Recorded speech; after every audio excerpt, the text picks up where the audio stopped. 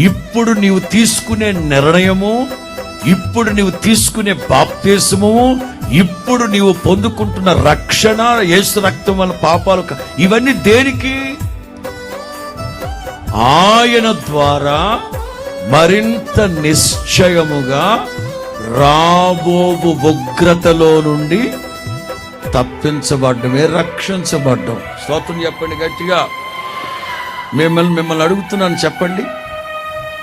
అగ్ని ఆరదు, ఏడుపు, యాతన పెట్టబడే చోటు ఒకటి ఉందా లేదా?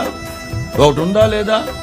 అందులో నుంచి నీవు తప్పించబడి రక్షించబడాలంటే రక్షణ రక్షణ రక్షణ రక్షణ అంటే ఏంటి రక్షణ? ఎస్, ఆరని అగ్ని, ఏడుపు, పండ్లు కొరకడం, యాతన పెట్టబడే చోటు, అక్కడ నుంచి నీవు తప్పించబడమే రక్షించబడ్డం. అప్పుడు నీవు రక్షించబడాలి అంటే ఇప్పుడు నీ ఆత్మ యేసు రక్తం చేత కడగబడాలి. అదే రక్షణ.